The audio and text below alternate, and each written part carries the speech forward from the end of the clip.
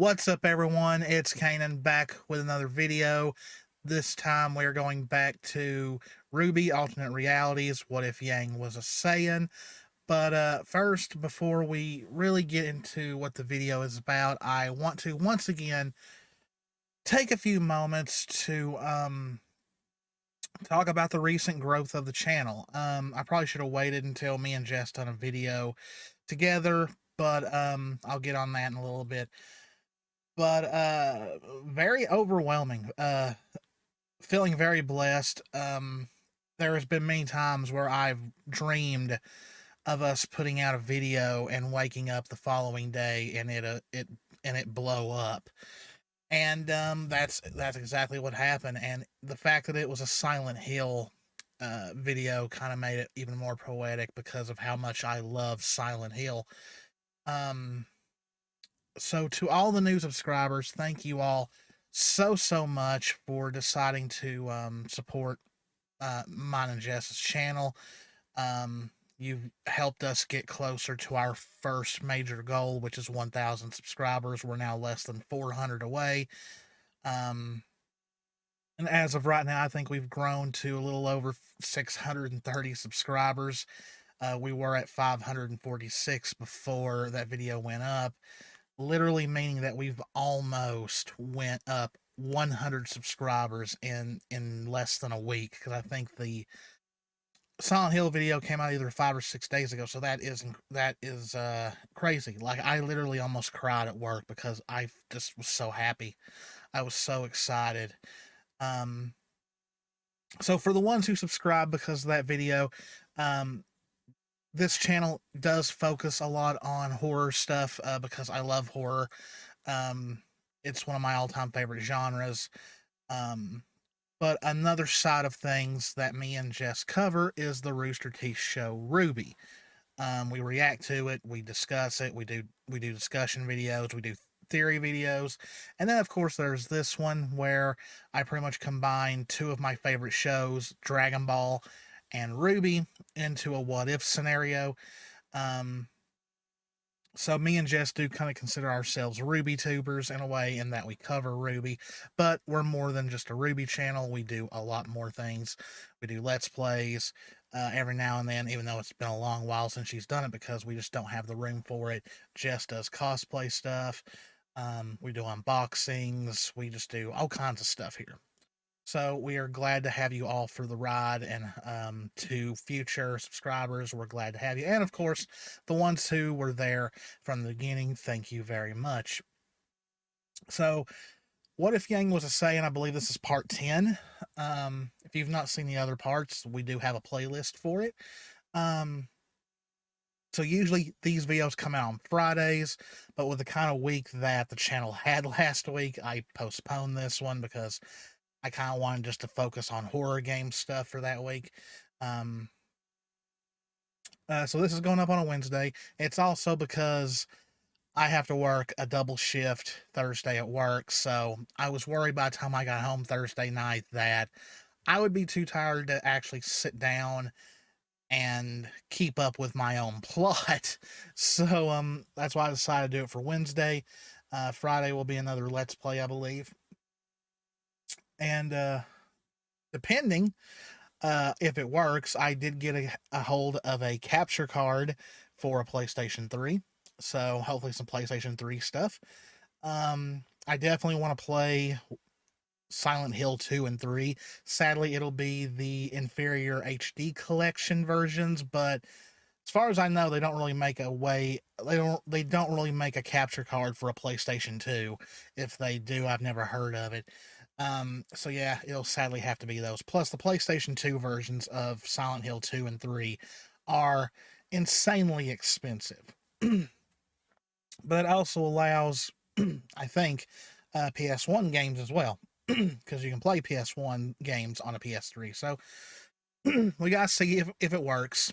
Hopefully it does. Hopefully I don't need extra stuff, but if I do, I'll get to that. Also, the Rooster Teeth video, we have decided to push to November because it's October. I'm busy doing the Halloween Game-a-thon. I don't want to post a lot of non-horror game related stuff uh, for the rest of October because it's only October for a couple of more days.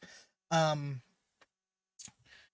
so yeah, that was a little, PSA for the channel for right now. So once again, thank you all so much. It means the world to me and Jess. This channel means the world to us. It's our baby. It's a very big passion project. So thank you all very, very much. Okay, so last episode, Yang finally unlocked Super Saiyan, and she beat up Elm and Vine of the Aesops, who in this version are androids. And Ironwood, in all of his paranoia and panicking, decided to unleash Project Scorpion, which is pretty much Tyrion, who has also increased his power by absorbing the power from Clover and Harriet.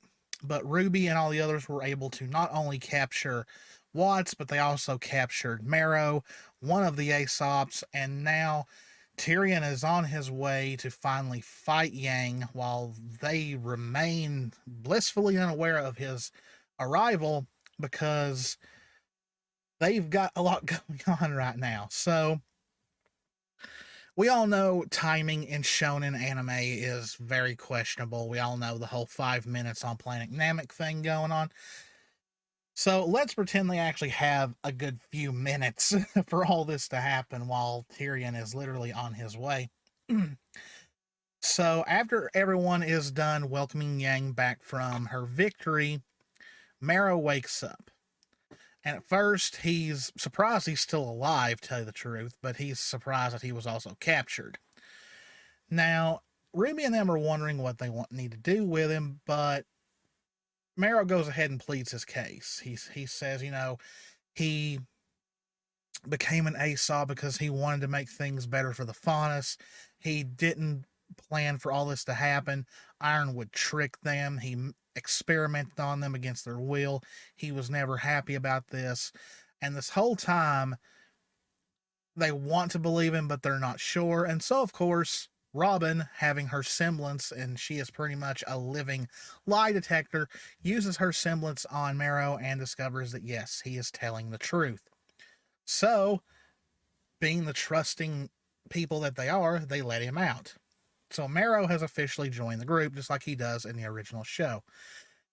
Meanwhile, Pietro is definitely like going full on interrogating Watts, trying to convince him to help him reprogram Penny so she will no longer attack Yang on sight, and also to where she will be free of Ironwood's grasp on her. So, of course, Watts does not want to help. He's in this for himself. He doesn't care what Pietro wants. But then Pietro reminds Watts who's in their company and what Yang could possibly do to him to get him to cooperate, even though Pietro is kind of using scare tactics at this moment. Even though in the show, I don't think the canon version of Pietro would do this, but this one is desperate. He's going far and above to get his daughter back. And it kind of does get Watts thinking that even if he does try something, he's not getting past Yang. No matter how smart he is, no matter what he tries, there's no way. After seeing what she did to the Aesops and all that, there's no way. So, for right now, he agrees to help.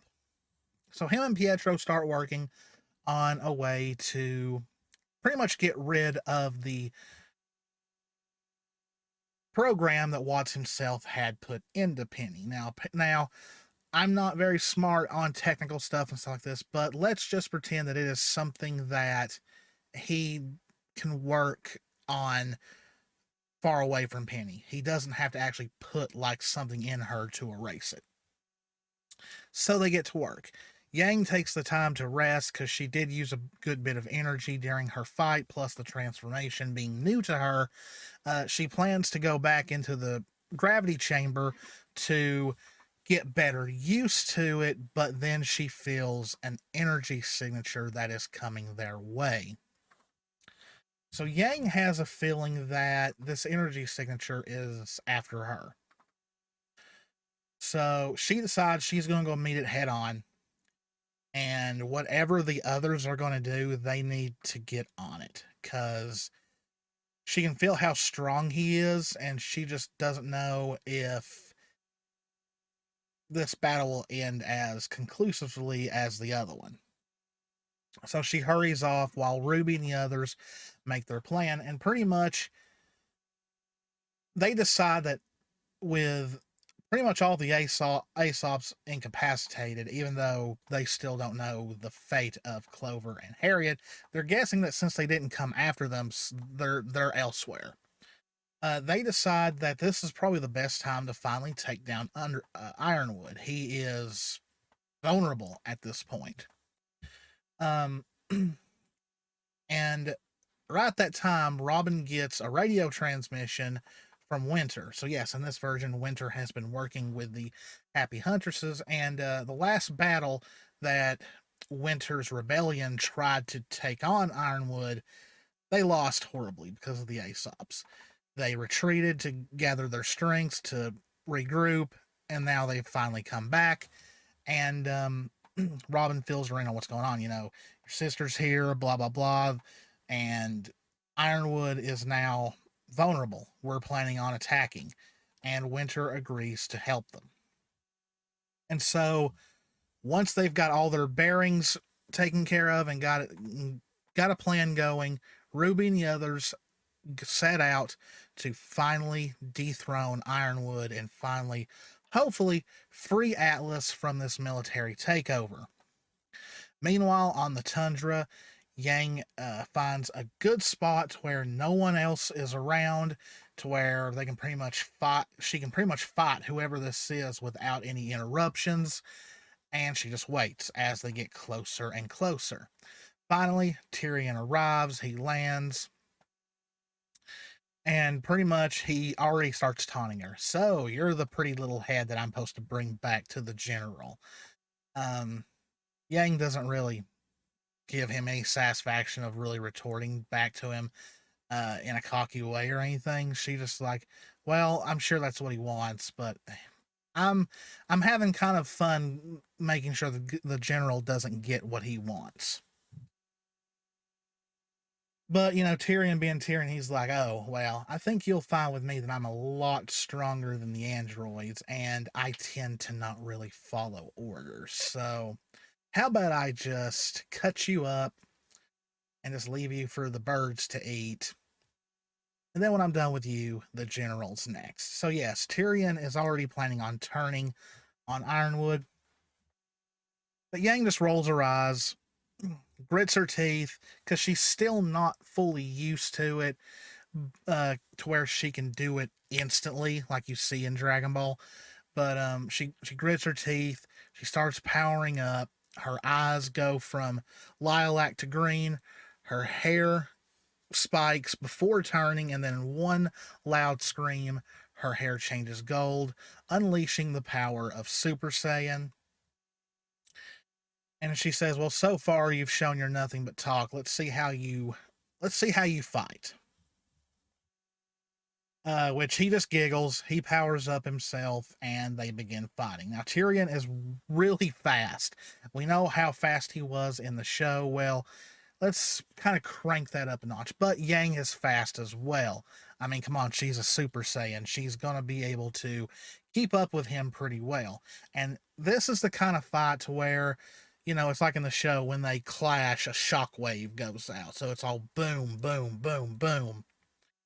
So much so that the ground and all that is shaking in Mantle and in Atlas, even though Atlas is up in the air. The aftershock is still enough to make it shake. So Ruby and the others get up there relatively easily, and they infiltrate the tower while Winter's forces are keeping the Atlas forces, which are pretty much have been decimated at this point. But just because of fatigue, being overworked, like Ironwood has pretty much just kept 24-hour vigilance for months now. And so, yeah, even the robot soldiers are not doing really well because people are so tired, they've not really been maintaining them. Um, Plus, Tyrion killed most of the smart people in the lab just a few hours ago. Well, probably not a few hours ago, like 30 minutes ago. So while Winter keeps them busy, Ruby and them infiltrate where Ironwood has been all this time, and they find him sitting in his chair, his weapons in his hands. And he pretty much does the monologue in a lot of ways like he did in the show. Saying that his one goal was to always protect this kingdom from no matter what. And Ruby and them, reiterate that by saying, yeah, and look what you've done. You've literally spent every resource you had to protect Atlas and fight against someone who was never a threat to you. Because along the way, Ironwood went from, wanting to protect everything from Salem to just being completely misdirected to protect the world from Yang after what he saw Yang do at Beacon. But he says he does, he just shakes them off and says that Yang is a danger to everyone. It would only be a matter of time before something corrupts her, and before they know it, she would be destroying the world. In other words, deep down, you could say that maybe Ironwood is worried that Salem is so strong that Yang would eventually just side with her because she'd be like, well, I can't beat her. Might as well join her. That's what his main fear is. He doesn't say that, but that's the real reason. So of course Ruby and them tells him he's wrong. Yang is not a threat. She never will be. And of course, who more to know that than the people that know her? Her sister Blake, who is pretty much Yang's girlfriend at this time. Um, they all know that Yang would never do that. She would never just become a coward just because she couldn't beat an opponent. She would just go get stronger and try again. And if not, she would die trying. Marrow quickly realizes that none of the other Aesop's around. Like, he knows that a fight happened, but he doesn't know. He expects that since Yang was at the base that she defeated them. Well, he brings it up. He said, where's the others? What did you do with them? And Ironwood says, kind of a cold manner, not really caring, that, well, 2 of them were used to fuel my new weapon. The other 2 I turned into scrap metal. And Marrow is completely shocked. He almost attacks Ironwood, but he's stopped by Robin because what they really need to do is defeat him, but not kill him. Because if they're able to save Mantle and Atlas, just killing him would kind of, in a way, cause a lot of anarchy. What Robin wants to do is capture him, put him to trial, and send him away for what he's guilty of. But Ironwood doesn't want to do that either. He says the only ones that'll face judgment are going to be them. And he just goes on this very long monologue. And then behind him, from outside, because we all know that thanks to her powers, she can fly, Cinder reaches through the window, grabs a hold of Ironwood, squeezes his neck to a point where she pretty much breaks his neck, and then just tosses him out the window. Pretty much like he's already dead at that point, but pretty much he falls to his death. Yes, Cinder is an Atlas. She's been there for quite some time. And guess what? She knows where the Winter Maiden is. Now, in this timeline, really the only one who knew was Ironwood, because Winter rebelled against him very early, so she was never a candidate for the Winter Maiden.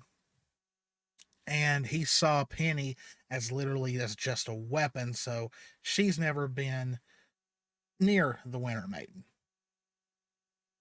And so, everyone's shocked. They do their shocking reactions. And then, Cinder says something like, boy, I got tired of all that cliche talk and all that. She says, but, it's about time I finally get what is mine. But I think I'll wipe you all out until then, for fun. So she attacks everyone. Meanwhile, Yang is still fighting Tyrion, and it's a pretty close fight. Remember, Yang has just unlocked this power, so she still isn't 100% used to it. She's not had time to train to really master it yet, but she's learning as she fights. That's one thing about Saiyans. They are very good at learning as they fight.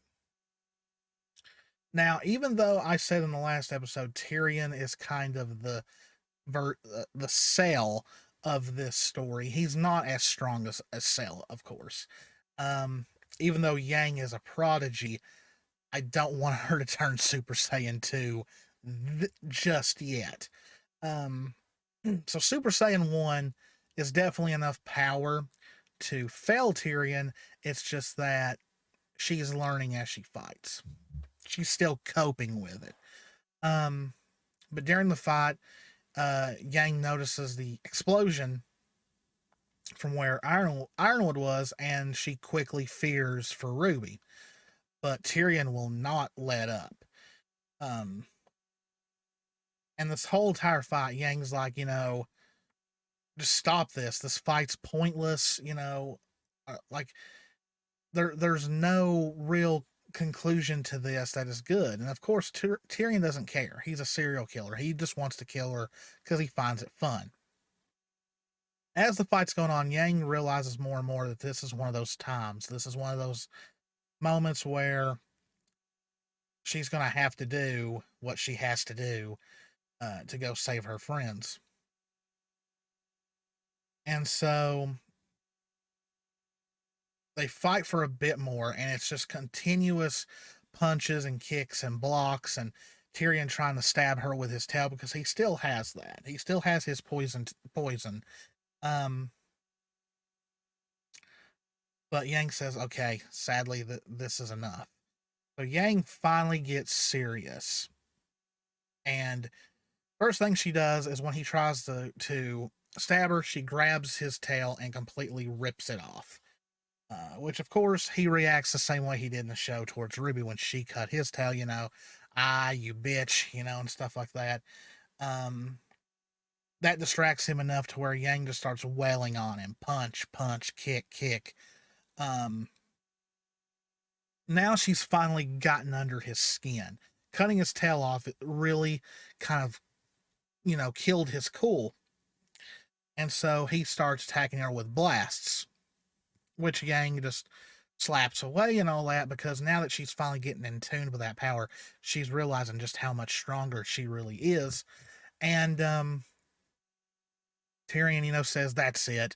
I'm not going to leave pieces of you for the birds to enjoy. I'm just going to incinerate you.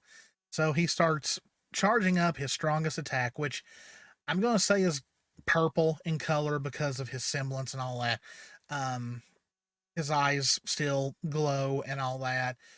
It's a one-handed blast. Once again, in homage to what he did to Fiona in the original show. And he fires it at Yang. And Yang just calmly and coolly charges up her attack. She doesn't really want to do this, but she knows that she really has no choice. She fires the blast. Just like in the show, complete beam struggle, but it's not really a contest. Yang quickly overtakes Tyrion's blast. It hits him, completely disintegrates him. Yang has defeated Tyrion and was pretty much had no other choice but to kill him. Yang stands there for a little bit, she clenches her fists and her teeth, and she's just like, this is all wrong. You know, this isn't the kind of fight I enjoy. Yeah, I love to fight, but it's just for the betterment of myself. I don't fight to kill. But remembering the explosion, she quickly flies off in direction of where that went off. And when she arrives, she finds Ruby and everyone down, but they're not dead. No one's dead. Some are a little injured, but there's no sign of Cinder. Seems Cinder decided, she already got bored, and has went off to find the Winter Maiden. And Robin quickly radios to Winter and says, "What's this Winter Maiden thing? Some woman is looking for." And even though Winter was never considered part of the Winter Maiden because she rebelled, she at least knew a little bit about it. And she says the one that would definitely know would be Ironwood, and he's gone. But Marrow speaks up and says, "I remember hearing something about her, and she's kept in like the lower parts of the tower." And I said, "Okay, that's where we're going." But right then and there, before they can even move, Penny shows up. She literally lands in between Ruby and them and Yang. Her eyes are glowing red, and even though Ironwood is gone, the program in her is still raging, and she attacks Yang. She pretty much tackles Yang. They fall out of the building, which of course they both can fly, so they quickly gain control of each other, and Yang really has no choice. So she powers back up to Super Saiyan and starts fighting Penny. This time it's not as even as it was last time. Yang is way stronger than she was, so she does not want to hurt Penny. That's the last thing she wants to do because she knows this is a friend of Ruby's, and so really she's toying with Penny. She knows that Pietro and Watts are working on a way to get a better to for Penny to come back to her senses, so she's just wasting time. She looks back at Ruby and says, "Get to whatever that Winter Maiden thing is and stop her while I hold off Penny." And so they rush off, uh, with Marrow leading the way because he's the only one that kind of knows where it would be. And so Yang is at her wit's end. She doesn't know how to end this. She's trying to think of ways that she could incapacitate Penny, because yes, she is a robot, but she doesn't want to tear her limbs off or anything or do any kind of damage to her. But she's also got to keep in mind that if she's not too careful, even as a Super Saiyan, Penny might land a critical blow. So just when Yang is starting to just run out of options, Penny finally stops. She, does the whole robot thing of something's not right, and her eyes finally clear up. And she's like, "Where am I?" She looks at Yang. "Who are you?" Because she never really met Yang before they showed up in Atlas. Yang introduces herself. "I'm Ruby's older sister." And she's like, "Oh, you're Ruby's sister? Where is Ruby?" And just as she says that, the whole the whole floating island of Atlas starts to shake. And they're like, "Uh-oh, what was that?" And sadly,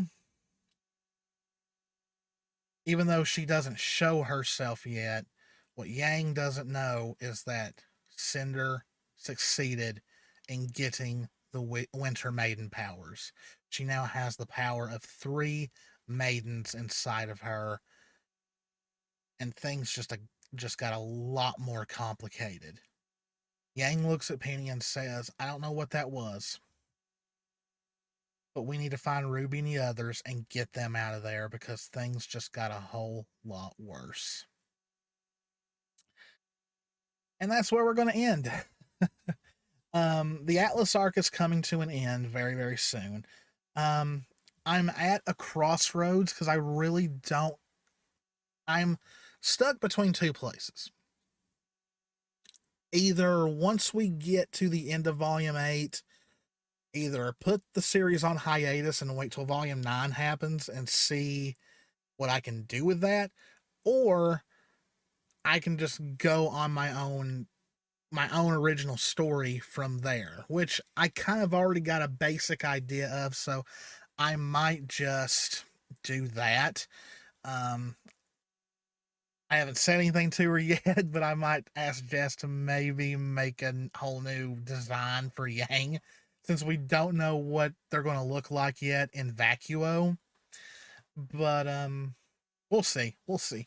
If I could, maybe we could take some screenshots from the show prior and edit them good enough to where we can make it look like all new or something like that. I don't know. I don't know what all kind of stuff Jess has to change stuff. Um, but yeah, that's going to be this week's episode. Not as great as I'd like it to be. It's late. It's like 2 o'clock in the morning. But hope y'all enjoyed it. If you did, please hit the subscribe button, hit the notification bell, click that like button, leave a comment. As always, guys, me and Jess love you all very, very much. Stay safe out there. Take care of yourselves, and I will see you in the next one. See ya.